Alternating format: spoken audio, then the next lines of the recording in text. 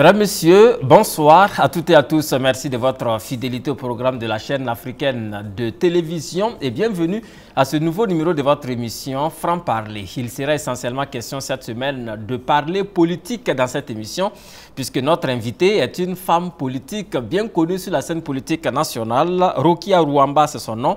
Elle est actuellement la 4e vice-présidente du nouveau parti politique, le PPS, le Parti panafricain pour le salut.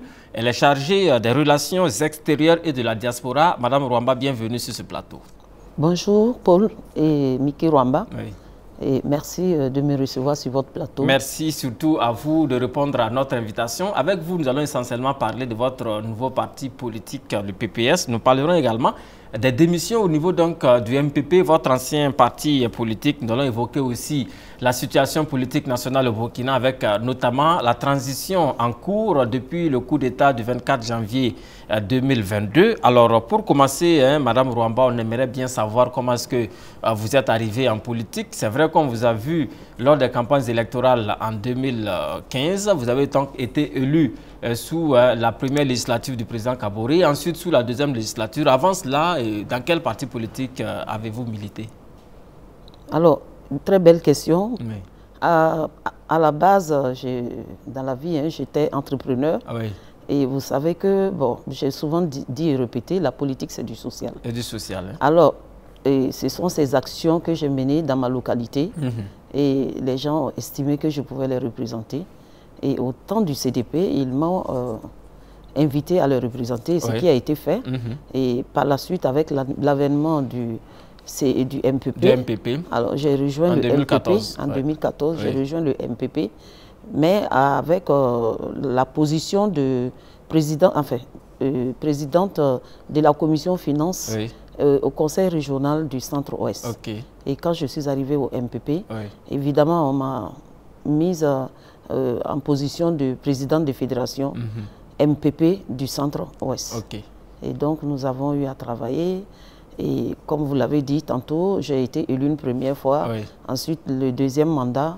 Et évidemment, vous savez, quand vous travaillez, vous restez toujours à stagner dans votre position. Et bon, vous avez l'impression qu'on ne vous respecte pas et qu'on ne vous considère pas. Donc, et ça ne vous motive pas. D'accord. Alors, on va en parler. Vous avez été élu 2 fois à l'Assemblée nationale. C'est sur le compte de la province du Bouli-Kiemné, c'est bien cela? Tout à fait. D'accord. Alors, récemment, vous avez justement démissionné du MPP. On a vu donc circuler votre nom sur la liste des démissionnaires du Mouvement du Peuple pour le Progrès, pour donc, avant justement la création de votre nouveau parti politique. D'après vous, qu'est-ce qui explique cette démission massive au sein du MPP, quand on sait que le MPP forcément n'était pas en crise? C'est un parti d'ailleurs qui avait mis entre parenthèses ses activités politiques. Alors, qu'est-ce qui n'a pas marché avec le MPP? Alors, ce que je dois dire, d'abord, je vous remercie de me donner l'opportunité et de m'exprimer sur l'actualité nationale en cours. Et pour répondre donc à votre question, et je voudrais avant tout dire que l'homme ou la femme politique est une personne qui prend des décisions à un moment donné de sa vie et qui doit l'assumer. Et mon ex-parti, le MPP a connu des dissensions à l'intérieur qui faisaient que les uns et les autres ne se préoccupaient plus de l'avenir du parti, mais plutôt des positions qui étaient devenues plus inconciliables. Et ce qui a fait que, bon, nous avions décidé donc de prendre notre responsabilité et j'ai décidé j'ai opté pour le choix politique de me retirer et j'assume entièrement. Alors, ce que vous dites un peu paraître étonnant parce que de l'extérieur, on n'a pas entendu parler d'une crise au sein du MPP. On n'était même pas au courant justement qu'il y avait justement ces problèmes dont vous parlez aujourd'hui. Est-ce que c'est quelque chose qui a été discuté à l'interne? Parce qu'on imagine au sein des partis politiques, il y a toujours des recours, il y a des instances auprès desquelles on porte les problèmes. Alors, est-ce qu'il y a eu cela? Est-ce qu'il y a eu véritablement le dialogue au sein du MPP? Ce que vous devez retenir, c'est qu'après le push qui a connu le départ du président Roch Marc Christian Kaboré, du pouvoir, quelle a été l'action du parti? Nous avions des militants qui étaient désemparés et qui cherchaient, qui attendaient des mots d'ordre des premiers responsables du parti. Aucun responsable n'a daigné lever le petit doigt. Mieux, et c'est en ce moment que ces responsables ont trouvé comment on appelle ça, ont trouvé moyen voilà, d'étaler un peu leur, je dirais, leur position vis-à-vis du nouveau président, enfin, du président non, pas du président de l'Assemblée. Pardon, le président du parti. Parce qu'il était aussi ancien président de l'Assemblée. Qui était ancien président de l'Assemblée, M. Alassane Bala Sakandé. Voilà, pendant que nous attendons que le parti réagisse, bon, il n'y a pas eu de réaction. Et ne dit-on pas que c'est au moment des crises qu'on reconnaît les vrais leaders. Alors, nous avions pensé que les responsables auraient dû se mettre ensemble pour faire un front commun face à la situation qui se présentait. Alors, est-ce que vous êtes en train de nous dire ici que le parti, le MPP, aurait dû lancer un mot d'ordre après le coup d'État? Est-ce que c'était possible dans le contexte du 24 janvier 2022? Bien sûr, c'était possible parce que si les uns et les autres avaient tait leurs différences, ils auraient pu remobiliser les militants parce que les militants étaient toujours à l'écoute. Ils sont restés à l'écoute pendant longtemps, il n'y a pas eu de réaction. Et dans cette situation, qu'est-ce qu'il faut faire? Bon, on a connu effectivement cette absence des premiers responsables du MPP après le coup d'État. C'est vrai que le président Alassane Bala Sakandé était porté disparu, mais on imagine déjà qu'il n'était pas le seul responsable du parti. Le parti a des vice-présidents. Alors, qu'en est-il donc des autres? Est-ce que vous les avez contactés par rapport donc, à cet éventuel mot d'ordre que vous attendiez? Évidemment, c'est ce que nous avions fait. Nous avions appelé, personne n'a osé dire quoi que ce soit. Et c'est la position statique. Et nous savions déjà qu'il y avait des tensions et où le sentiment anti-Bala s'était développé à l'intérieur. Alors, vous avez donc lâché le mot, ce sentiment anti-Bala. Est-ce que ce n'était pas quelque chose qui a commencé avant d'ailleurs le coup d'État? Parce qu'il nous revient effectivement qu'avant le coup d'État, il se trouvait que certains militants parmi vous du MPP n'avaient pas digéré le fait que Alassane Bala Sakandé a été désigné pour remplacer Simon Compaoré à la tête du MPP. Beaucoup estiment d'ailleurs que tous les problèmes du parti sont partis à partir justement de la désignation d'Alassane Bala Sakandé. Est-ce que vous êtes dans cette posture? Alors, je ne voudrais pas jeter l'anathème sur une personne, mais je reconnais qu'effectivement, il y avait des distensions.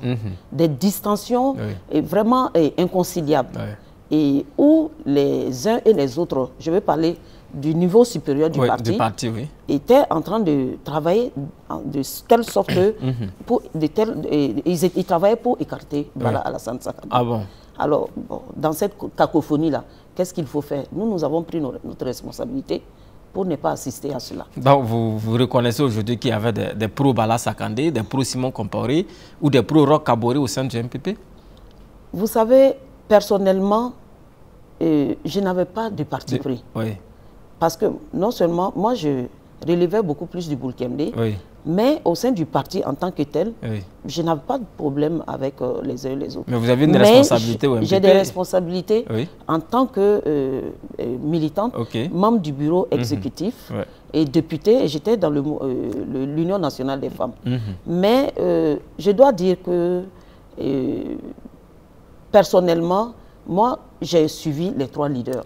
Et la décision du président Roch-Marc Christian Kaboré de porter Bala, si elle n'est pas acceptée de tous, les uns et les autres devraient avoir le courage et l'honnêteté de le dire.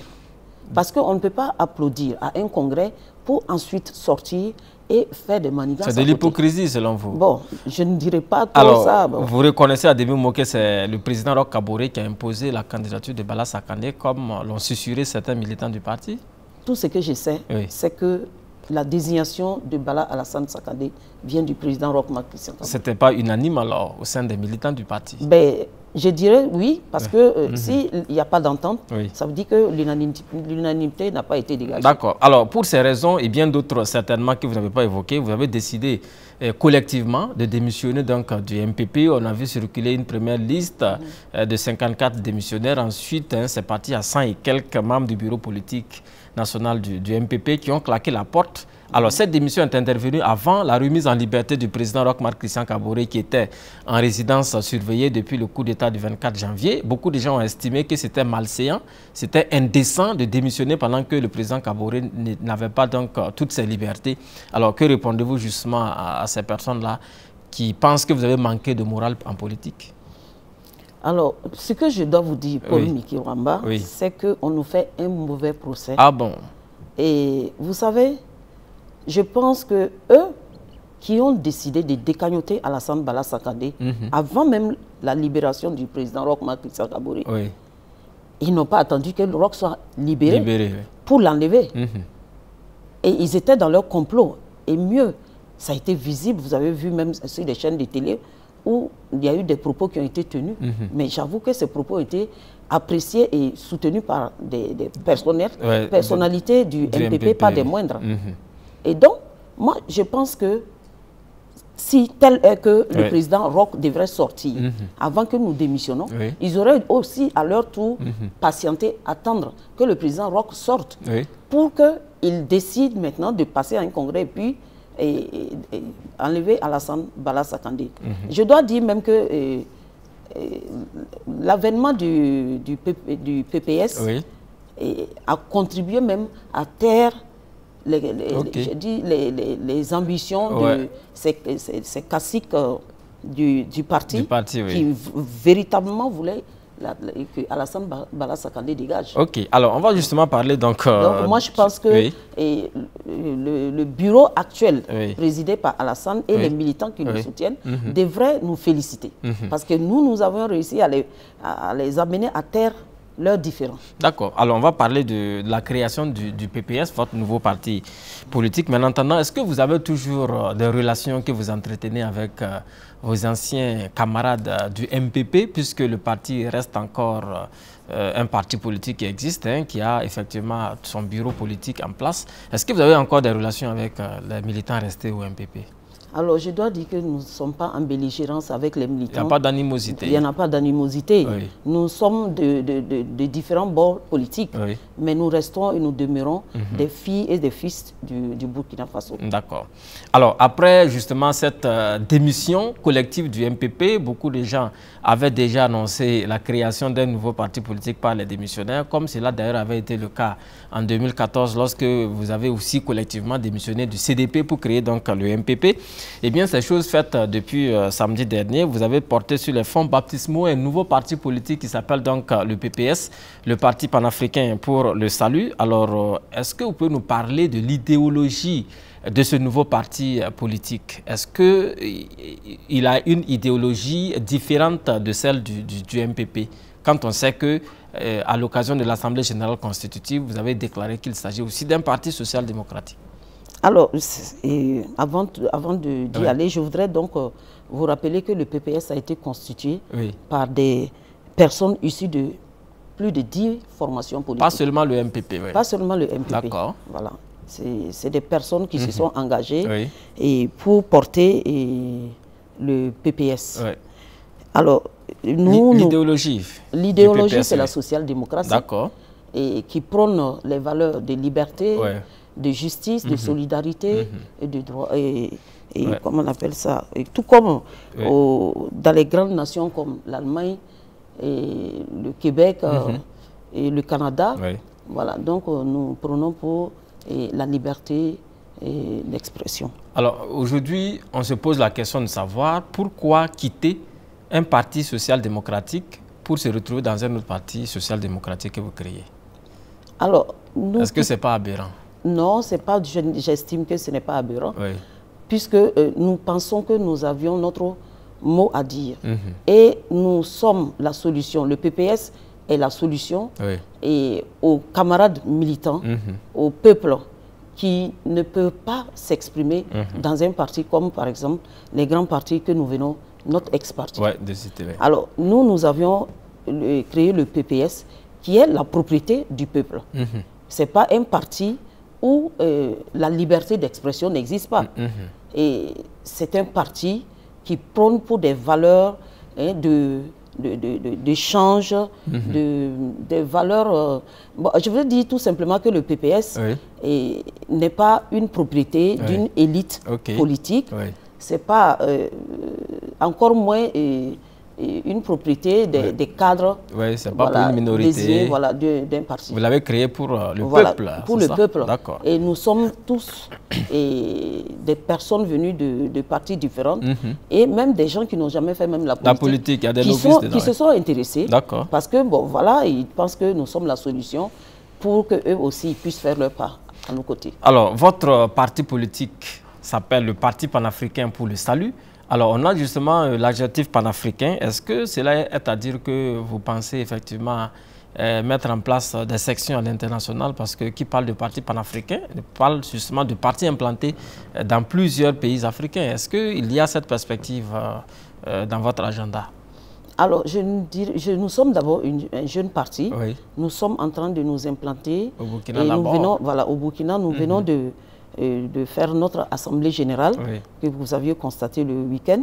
Et actuellement, notre priorité, c'est d'avoir un siège et mettre un minimum de services administratifs et puis essayer de poursuivre en tout cas le recrutement des militants, des nouveaux militants et également nous mettre en règle vis-à-vis de nos lois. D'accord. Maintenant, pour ce qui est des ambitions à l'international, bon, tout parti qui se crée voudrait avoir des relations en dehors du pays. Et donc, c'est à ce titre-là que nous pensons que le panafricanisme que nous prônons, et nous allons nous ouvrir à l'extérieur pour avoir des partenaires, des camarades qui pourront en tout cas avec qui nous allons tisser des liens de collaboration. Alors, le PPS apparaît dans l'arène politique burkinabé qui était déjà inondé par plusieurs partis politiques qui existent déjà. On en compte environ 200 partis politiques au Burkina Faso. Alors, quelle pourra être la particularité de votre parti politique puisque vous intervenez dans un milieu déjà inondé par beaucoup de partis politiques? Alors, quelle est la particularité du PPS? Alors, le PPS, d'abord, vous aviez suivi l'Assemblée générale. Oui. Vous aviez vu que le monde que nous avions mobilisé, et ça, ce n'est que le Kadiogo. Et un parti qui vient de créer et qui arrive à mobiliser à ce point, ça veut dire que c'est un parti qui a son mot à dire sur l'échiquier politique. On n'est pas venu pour faire de la figuration. Nous avions notre contribution à donner. Et à l'intérieur du PPS, alors, nous avons des militants d'horizons divers qui sont pluridisciplinaires, qui peuvent apporter des solutions au niveau, sur le plan national, et apporter leur appui au gouvernement. D'accord. Alors, je voudrais que l'on parle justement de cette Assemblée générale constitutive du samedi 2 avril 2022. C'était donc ici à Ouagadougou, au Palais des Sports de Ouaga 2000. Est-ce que vous avez été satisfait par la mobilisation? Vous avez déjà répondu à cette question. Alors, c'est le Kadiogo qui s'est mobilisé donc pour faire le plein du Palais des Sports. Est-ce que vous avez fait venir des militants d'autres régions du Burkina? Non, aucun militant d'autres provinces n'est venu. Est-ce qu'ils n'ont pas été intéressés? Non, parce que nous avions décidé que le Kadiogo fasse le plein. Mais ce que je dois dire, c'est que nous avions des points focaux des différentes provinces qui étaient là, qui ont travaillé et qui ont formé l'ossature même pour travailler les textes et les sorties. Mais ils n'ont pas mobilisé vers Ouaga leurs militants? Non, ils n'ont pas mobilisé les militants vers Ouaga. Et quand vous regardez, les militants sont venus d'eux-mêmes. Ils sont venus soit à vélo, soit à pied, certains sur leur moto ou des taxis, et ceux qui avaient leur véhicule sont venus. D'accord. Donc, vous êtes satisfait du degré de mobilisation? Franchement, ce fut une mobilisation des grands jours. Et donc, je ne peux qu'être comblé. Je ne suis pas satisfait, mais comblé. Alors, cette mobilisation, beaucoup de gens estiment effectivement qu'elle a été rendue possible parce que vous y avez mis de l'argent. Est-ce que vous confirmez que ça vous a coûté, cette mobilisation, au Palais des Sports de Ouaga 2000? Vous savez, tout se dit, nous-mêmes nous entendons des choses et ça nous fait sourire. Mais vous savez, et les grands partis n'échappent pas à ces genres de propos. Oui. Voilà. Ces critiques et ces flèches, comme vous le dites, ben, nous sommes armés et forgés pour les recevoir. Vous êtes vaccinés. Voilà. Je vous ai dit tantôt que ce sont des militants qui sont venus sur des vélos. D'autres sont venus à pied, d'autres sont venus avec leurs propres moyens de déplacement. Si vous aviez remarqué au Palais des Sports, vous n'allez pas voir des cars qui, comme certains le font, passent ramasser les gens pour venir les parquer. Non. C'est des militants convaincus. Et même si, dans une semaine encore, on leur demande de sortir, ils sortiront. Et j'avoue que nous ne faisons qu'enregistrer des adhésions massives, que ce soit au niveau du Kadiogo que dans les provinces. Et souvent, vous trouverez que c'est des militants, même il y a beaucoup de militants aussi, qui n'étaient pas engagés politiquement, mais qui vraiment apprécient voilà, l'avènement du PPS.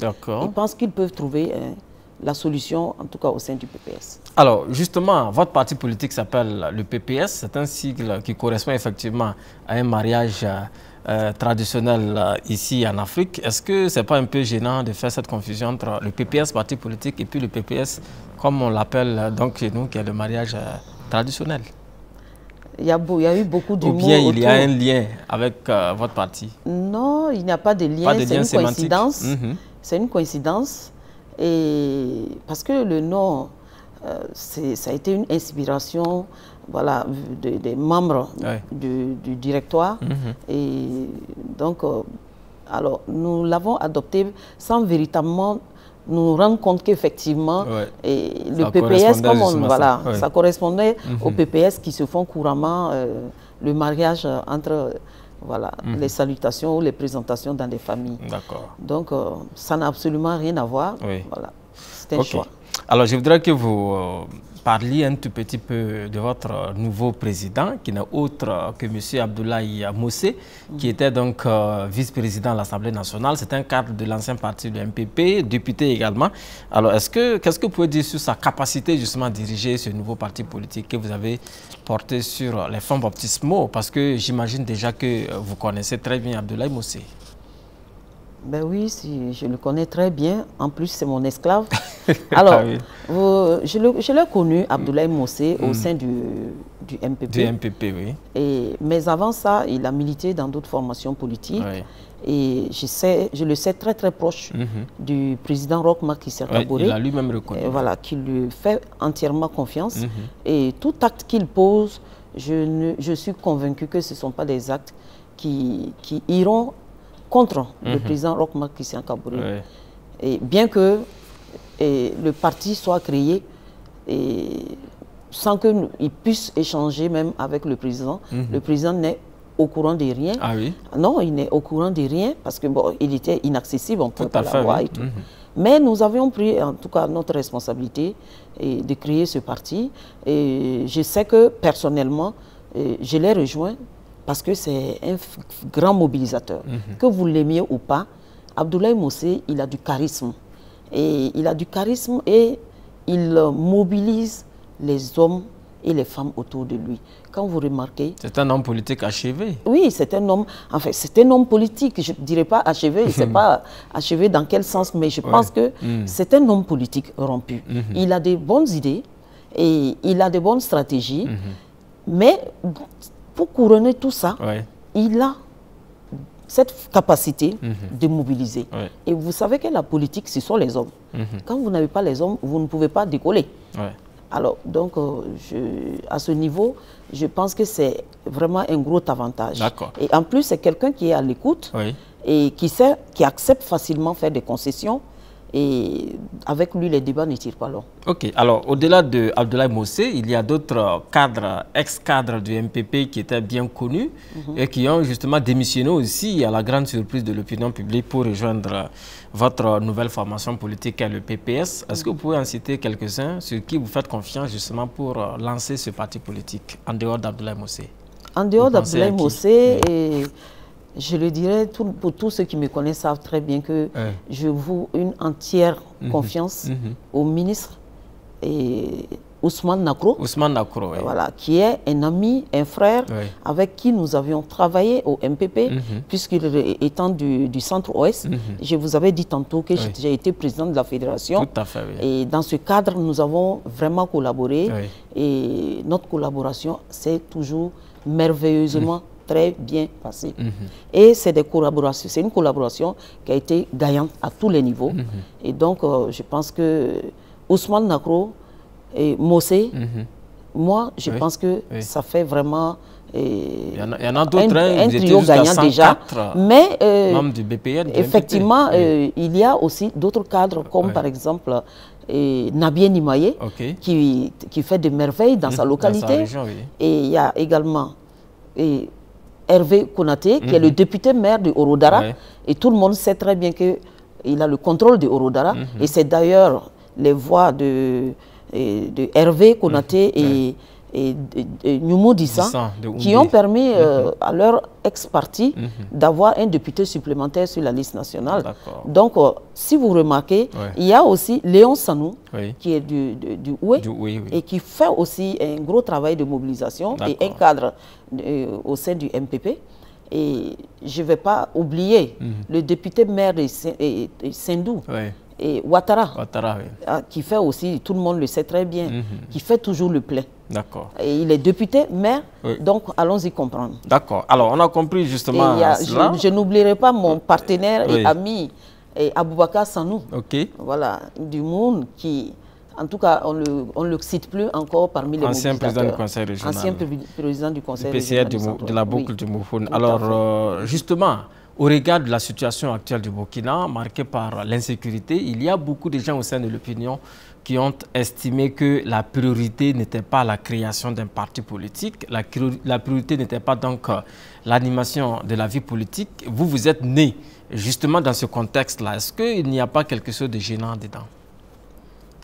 Quelque chose de gênant? Non.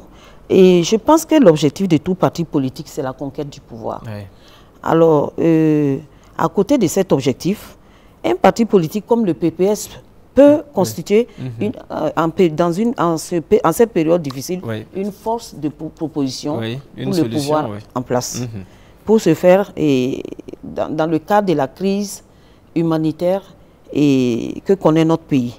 Donc, je l'ai dit tantôt, nous avons des cadres qui sont de domaines divers et de formations pluridisciplinaires qui peuvent apporter leur touche particulière dans l'évolution de la situation, de la crise que nous vivons au Burkina. Alors, Madame Rouamba, je pose justement cette question parce que il est clair que votre nouveau parti politique, vous n'avez pas la possibilité de voyager pour aller implanter des délégations dans certaines localités comme Djibo, comme Pama, comme Arbinda, parce qu'il y a l'insécurité. Alors, est-ce que ça ne pose pas un problème aujourd'hui de pouvoir créer un parti, de ne pas pouvoir le présenter sur l'ensemble du territoire national, parce que vous avez quand même des ambitions de couvrir tous les territoires, à ce que je sache? Oui, en fait, ce que je dois dire, d'abord, j'ai une pensée pour tous ceux qui sont meurtris suite aux personnes, à leurs proches qu'ils ont perdus dans cet hydre-là. Et nous sommes affectés par cette situation et des déplacés aussi. Mais nous pensons que quand la situation pourra s'améliorer, nous allons essayer nous allons essayer de vous déporter sur ces régions. Voilà, d'implanter nos structures et dans ces régions que nous n'allons pas du tout délaisser. D'accord. Voilà. Alors, on sait que votre parti politique, le PPS, est né justement dans un contexte où les nouvelles autorités au pouvoir, donc au Burkina Faso, ont demandé à l'ensemble des partis politiques de taire un peu leur activisme politique le temps de la transition. Est-ce que vous ne craignez pas aujourd'hui d'être un parti inactif jusqu'en 2025, parce que quand on sait qu'un nouveau parti politique se crée, il a besoin de se faire connaître, il a besoin de rassembler donc les militants. Pourtant, ça s'est suspendu jusqu'en 2025, enfin, jusqu'à la fin de la transition, disons-le ainsi. Est-ce que vous ne craignez pas justement d'être inactif jusqu'à cette période-là, pendant 3 années, au point d'être oublié même par les Burkinabés? D'abord, je voudrais saluer ici les autorités de la transition. Ah oui. Et vous êtes d'accord avec la mesure? Bon, pas que je suis d'accord avec la mesure. Mais nous estimons que et ils sont là, oui. nous devrons pouvoir les accompagner pour que cette transition se passe dans le meilleur des cas. Tout à fait. Et aussi apporter notre contribution si ils en ont besoin. Oui. Parce que le Burkina Faso est à nous tous. Quand ça va, nous tous nous profitons. Quand ça ne va pas, ben, il n'y a pas seulement que les autorités qui sont touchées, mais c'est le peuple burkinabé qui est touché. Et nous pensons que nous n'allons pas perturber le travail que la transition est en train de faire, mais nous allons toujours être là à répondre, et si besoin en est, au peuple s'ils ont besoin d'accompagnement venant en tout cas de notre parti. Est-ce que vous avez déjà un plan d'action? Après l'Assemblée générale constitutive, quelle est la suite de votre programme d'activité? Parce qu'un nouveau parti politique, j'insiste là-dessus, a besoin de se faire connaître. Il ne suffit pas de faire une Assemblée générale et puis aller dormir sur ses lauriers. Votre plan d'action dans le court terme, c'est quoi? Et je vous l'avais déjà décrit tout à l'heure. Le siège. Voilà, tout de suite là, c'est le siège. Oui. Ensuite, la mise en place d'une administration minimale pour pouvoir faire le travail et également poursuivre le recrutement des militants, où qu'ils soient, et implanter nos structures au niveau provincial, communal et jusqu'au niveau village. Vous n'avez pas encore de récépissé? Pas de reconnaissance officielle? Voilà, non, je l'avais dit tantôt également. Et nous sommes immédiatement après l'Assemblée générale, c'est la priorité. Nous avions engagé la démarche pour nous faire reconnaître par les lois du pays. Alors, on s'étonne de vous entendre dire qu'un grand parti politique, puisque vous le présentez comme tel, comme le PPS, n'est pas encore de siège à Ouagadougou. Comment est-ce que vous faites en entendant? Pas de siège? Alors, non, mais quand je parle de siège, parce que nous travaillons à minima. Il faut au moins 5 QG. Nous avons un local où nous travaillons. Mais je peux vous rassurer que nous venons d'acquérir un siège et nous sommes en train de l'aménager pour nous installer. D'accord. Alors, certains Burkinabés ont trouvé moyen de voir derrière le PPS les nouvelles autorités en place. Est-ce que vous avez pris langue avec les nouvelles autorités? Est-ce que certains d'entre elles sont militants de votre parti politique? Quelles sont les relations éventuelles avec le MPSR? Alors, franchement, je suis... Vous me l'apprenez, vous me l'apprenez parce que jusqu'à l'heure où je vous parle, nous n'avons jamais, en aucun moment, eu contact avec les autorités actuelles. Ah bon? Non. D'accord. Nous travaillons... En fait, le PPS, c'est un regroupement, comme je l'ai dit, des militants, des camarades qui sont venus de divers partis politiques, et nous nous sommes mis ensemble pour faire un travail. Et chacun apporte ce qu'il a pour que nous puissions en tout cas exécuter les différentes missions que nous nous sommes assignées. Voilà. Maintenant, si il y a des gens qui veulent nous appuyer ou nous accompagner, ben, nous restons ouverts. Vous êtes ouverts. Oui. Alors, je pose la question parce qu'on a vu effectivement l'Assemblée générale constitutive qui était en réalité aussi une activité politique débordante. Vous n'avez pas été interpellé, comme l'a été le président du MPP après sa conférence de presse. Est-ce que ce n'est pas du deux poids deux mesures? Non, ce n'est pas du deux poids deux mesures. Ils ont dit d'arrêter des activités politiques débordantes. Nous nous sommes retrouvés en Assemblée générale dans une cour, un cadre bien fermé, et nous avions maîtrisé le monde qui y était. Il n'y a pas eu de débordement et tout s'est très bien passé. Et donc, à ce titre-là, franchement, je ne pense pas que nous ayons enfreint à la règle. Mais c'est ce qu'a fait le MPP avec sa conférence de presse. Là aussi, c'était dans un cadre fermé au siège du parti. Non, bon, je ne voudrais pas juger. Je pense que c'est plutôt les propos qui ont attiré certainement... voilà. OK. Alors, il y a aussi cette grosse question autour donc, de votre parti politique. La question du financement de ce parti politique, parce qu'on a vu que c'est un parti qui apparemment a les grands moyens. Beaucoup de Burkinabés se sont posé la question de savoir d'où viennent les financements du PPS. Est-ce que Mme Rwamba pourrait donc répondre à cette question ici, sur ce plateau? Bien sûr. Oui. Paul Miki Rwamba, le financement du PPS vient des cadres du PPS que nous sommes. Des cotisations? Alors, nous sommes à notre début. Nous avons institué un certain nombre de cotisations. Chacun apporte ce qu'il a pour que nous puissions faire le travail. Mais j'avoue que le gros vient plus de du président du PPS. Oui. Bon, parce qu'il faut reconnaître... Monsieur Abdoulaye Moussé. Abdoulaye Moussé. Ah, il a autant d'argent. Alors, je ne connais pas son solde à la banque, oui. mais je sais simplement qu'il a des activités sur le CITA oui. qu'il mène. Et cela lui permet quand même de pouvoir faire face, en tout cas, à pas mal de... Enfin, à ses besoins. D'accord. Autrement, vous n'avez pas une main financière extérieure. Nous n'avons pas une main financière extérieure. Et c'est comme je l'ai dit, si vous en connaissez ou si vous êtes partant pour nous accompagner, nous ne dirons pas non, parce qu'on a dit que le PPS, c'est le parti du peuple. Pourtant, il a même été dit que vous avez été payé pour démissionner du MPP. Vous savez, j'ai suivi cette vidéo qui passe en boucle sur les réseaux sociaux, mais j'avoue que le journaliste en question, j'avais beaucoup de respect pour ce dernier, et je l'écoutais vraiment. Mais dès lors que je l'ai entendu, je suis tombée des nues. Je n'en revenais pas qu'un journaliste de sa trempe puisse tomber dans cette bassesse-là. Parce que tout ce qu'on avance, il faut avoir les preuves. Les preuves, hein. Et c'est dommage. Moi, vraiment, je l'écoutais et je le prenais au sérieux. Mais après ces vidéos qui ont tourné en boucle, ben, j'ai trouvé que c'est des personnes qui sont en manque de sensations fortes. Et avec l'avènement du PPS qui occupait l'actualité nationale, il fallait aussi se faire remarquer. Et c'est comme ça. Et il y a aussi, je pense que c'est un prisonnier en sursis là, qui a aussi eu à raconter des histoires sur les réseaux sociaux. J'ai dit, bon, c'est normal parce que les uns et les autres veulent se faire de la publicité. Ils peuvent tout raconter. Mais sinon, c'est vraiment dommage.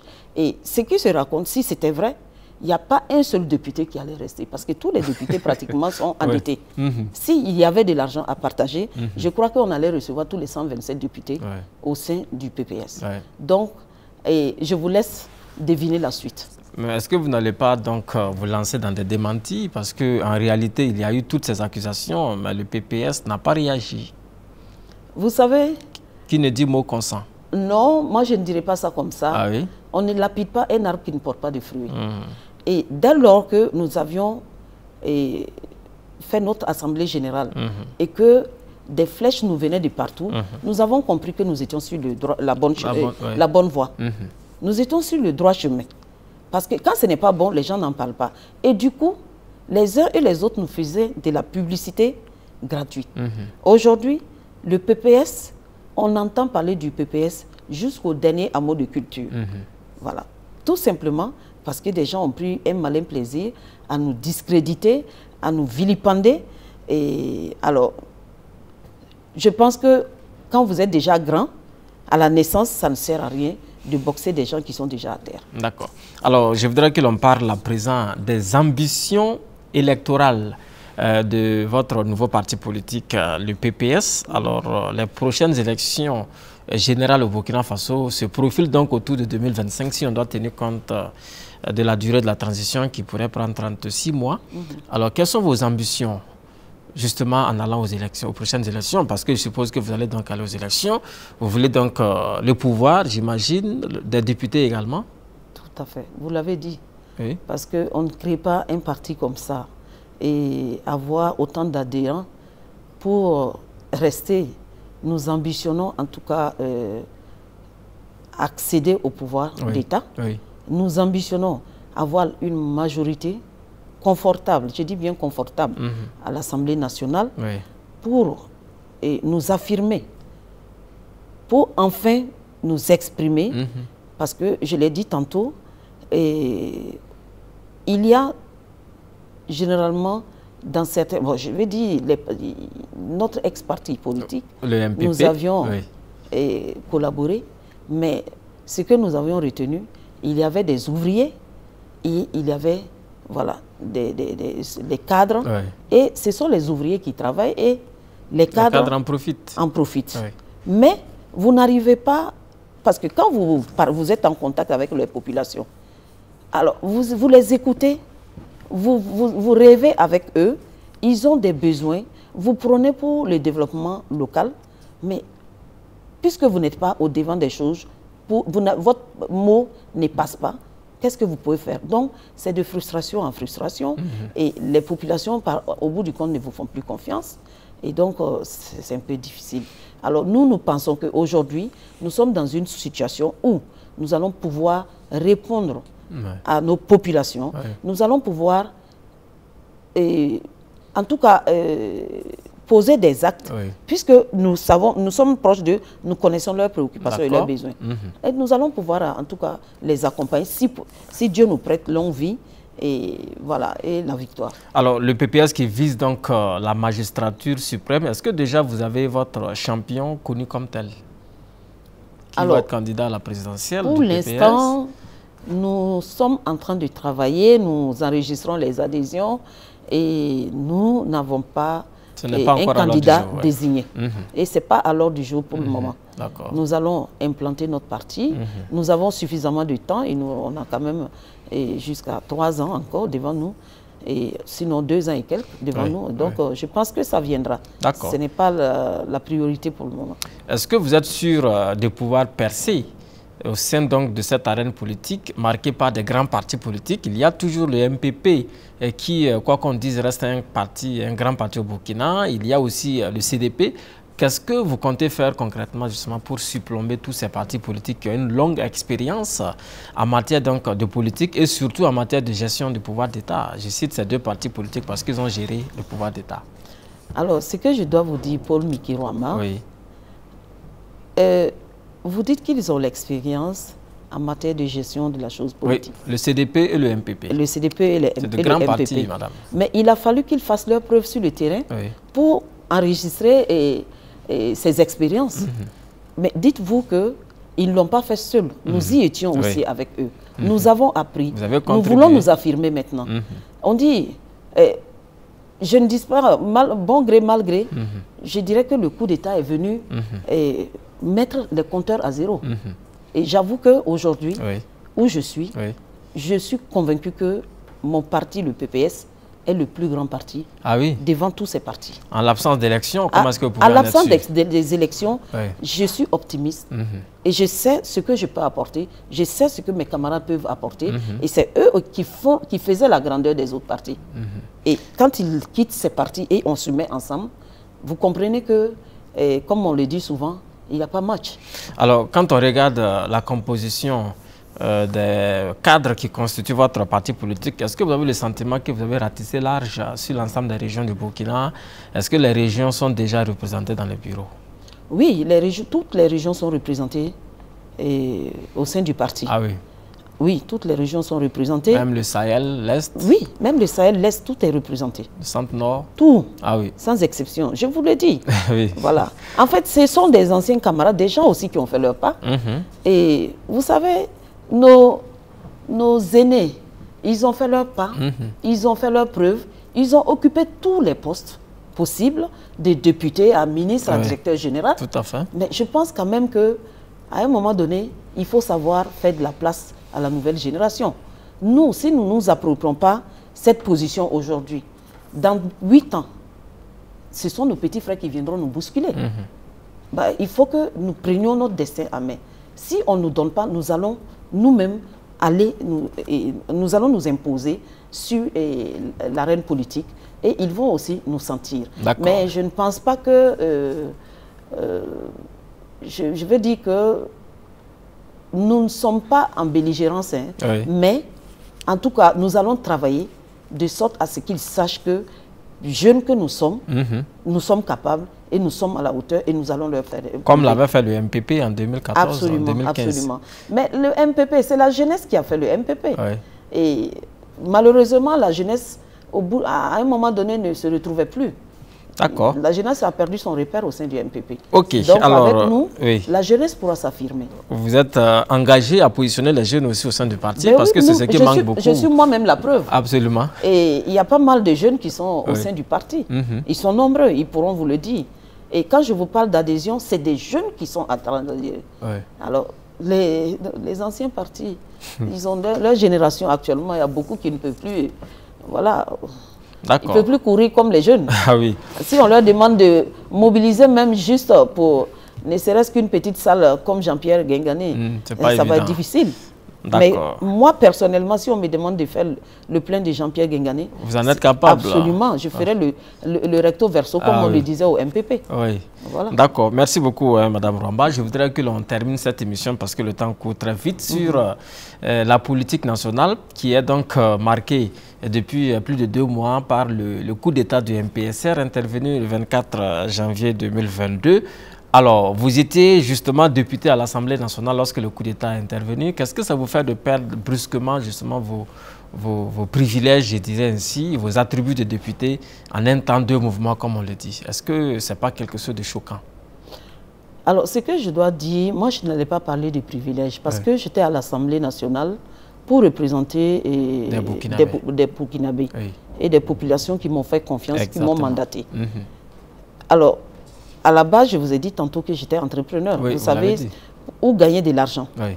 Alors, du coup, j'ai vu freiner un peu les ambitions de pouvoir mieux faire et pour satisfaire en tout cas ces populations-là en termes de développement local. C'est vrai que je n'ai pas de budget, je ne suis pas ministre, mais j'avais quand même ce courage, cette volonté à travers le poids des députés que j'avais et de pouvoir accéder un peu à certains postes pour rencontrer certains dirigeants. Et tout ça, ça tombe à l'eau. Et tout ça, ça tombe à l'eau. Vous avez des projets sur le reste du mandat, c'était quand même 4 ans, 3 ans et quelques. J'avais des projets sur le reste du mandat.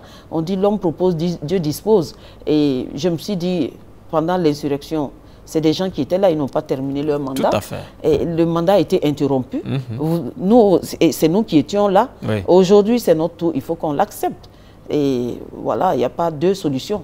Et donc, on ne peut pas aussi garder rancune parce que on a un gouvernement qui est là. Il y avait une situation qui vraiment... C'était tendu. C'était très tendu. Vous le reconnaissez aujourd'hui? Exactement, je le reconnais parce que quand on est appelé à demander la démission du chef de l'État, ça me dit que ça ne va pas. Il y avait vraiment un problème. Mais le chef de l'État, il faisait de son mieux aussi. Et donc, face à toutes ces tensions-là, je pense que le chef de l'État même, il en avait pris un coup et il me faisait vraiment de la peine. Donc, je pense que...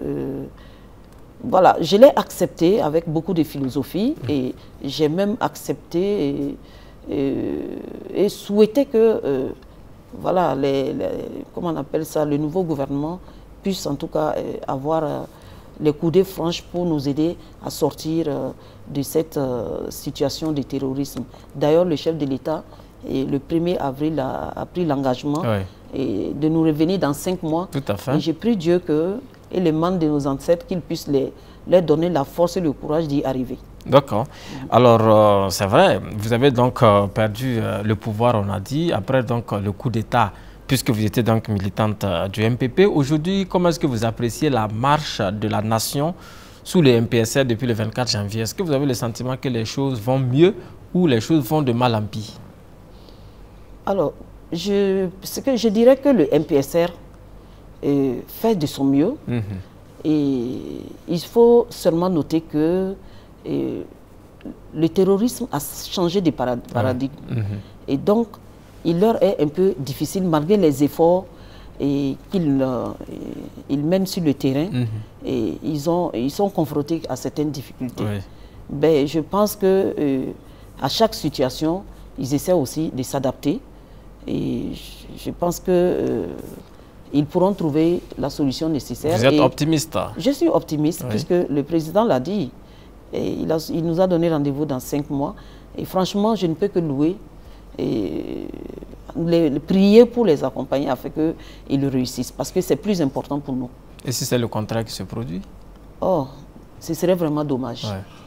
Mais je pense que tout Burkinabé, où qu'il soit, devrait prier. D'accord. Pour que, en tout cas... on ne doit jamais cesser d'espérer. On ne doit jamais cesser d'espérer. Alors, que dire donc aujourd'hui justement de cette recrudescence des attaques terroristes? Vous en avez parlé certainement.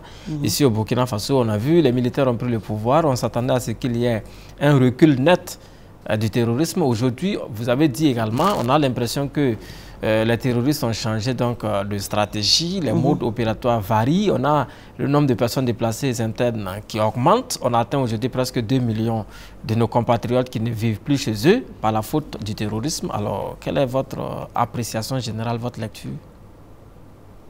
Bon, c'est vrai qu'on n'est pas encore sorti de l'ornière, mais il faut louer la volonté affichée quand même du gouvernement et continuer... Le gouvernement passé également avait une volonté affichée sous Roch Kabore. Est-ce que ça suffit, volonté affichée? Ben, là, il faut d'abord être volontaire pour pouvoir vraiment mener les actions. Parce qu'il y a la volonté, il y a les actions qui accompagnent cette détermination-là.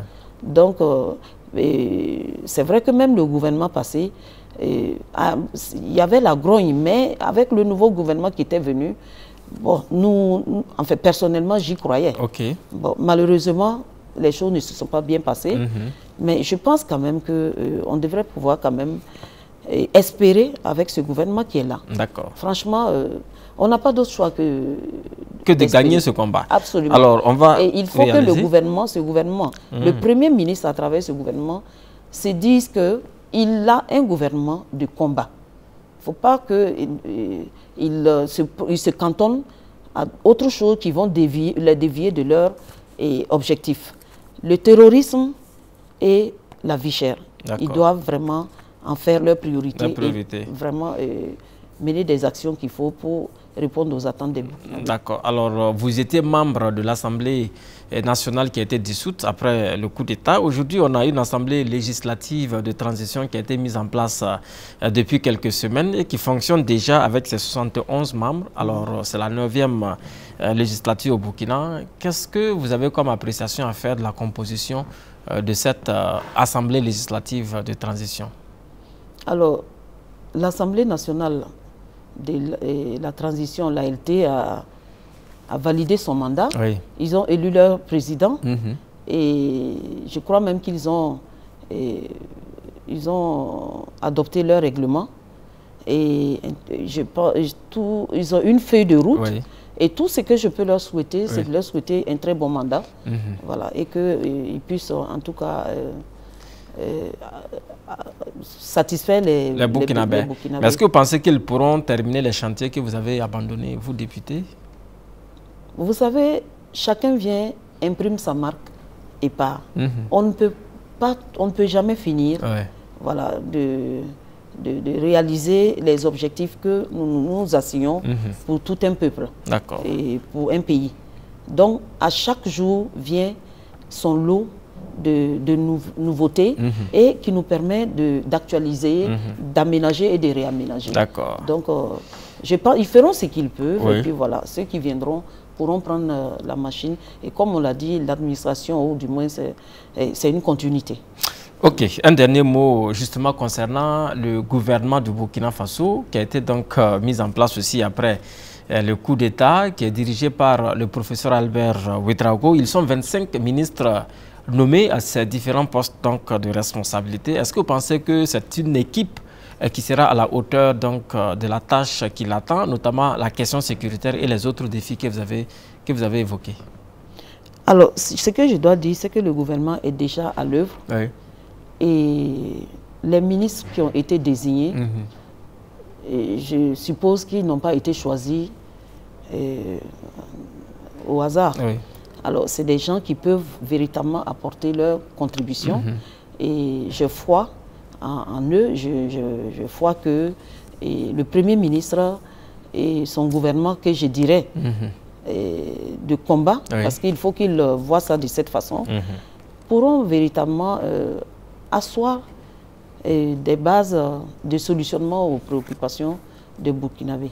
Parce que on ne peut que souhaiter vraiment le meilleur. Le meilleur, alors ça fait déjà un mois qu'ils sont en place. Je parle donc des membres du gouvernement. Est-ce que vous avez le sentiment qu'ils sont véritablement engagés au regard des premiers actes qu'ils ont posés en tant que ministre? Alors, au regard des premiers actes qu'ils ont engagés en tant que ministre, alors, il y a certains ministres qui sortent du lot et qu'on les sent sur le terrain. Bon, il y a d'autres aussi qui sont silencieux. Mais bon, tout n'est pas forcément que du populisme, comme on dit tantôt. Et on peut travailler dans le silence aussi. Donc, encore une fois, vivement que ce gouvernement puisse prendre à bras le corps les préoccupations des Burkinabés, qui est prioritairement le terrorisme, la vie chère, le retour des PDI chez eux. D'accord. Alors, Madame Rwamba, pour terminer, quand on vous écoute, on a justement le sentiment que vous reconnaissez que le Burkina Faso, votre pays, que dis-je, notre pays est dans le chaos, mais vous êtes très optimiste que l'on s'en sortira dans de meilleurs délais. Est-ce que c'est bien cela? Alors, je ne peux qu'être optimiste parce que je ne peux pas espérer autre chose. Parce que c'est le vœu que je formule à mon niveau.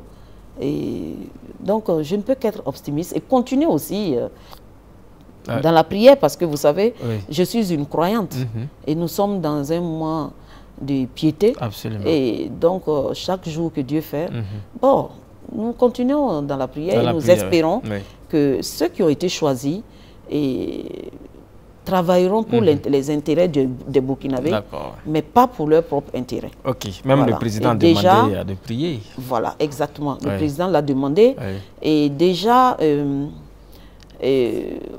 la malgouvernance dont on a crié depuis un certain temps, je ne pense pas que ce gouvernement-là puisse s'adonner en tout cas à ces pratiques. Et puis, avec la LCE qui est sur tous les fronts en train de secouer la maison, et je crois que ça donne un peu de frayeur à certains, mais sauf que je m'inquiète aussi pour la réconciliation au sein de des populations burkinabées. Alors, cette émission est terminée. J'ai juste une dernière question, un mot de fin. Qu'est-ce que vous avez envie à dire donc, aux Burkinabés en ce qui concerne notamment l'option que vous avez faite pour rejoindre le PPS, le nouveau parti politique fraîchement créé donc, au Burkina Faso? Qu'est-ce que vous avez à dire pour justifier justement ce choix, en quelques mots? Alors, c'est que d'abord, je lance un appel à tous les Burkinabés,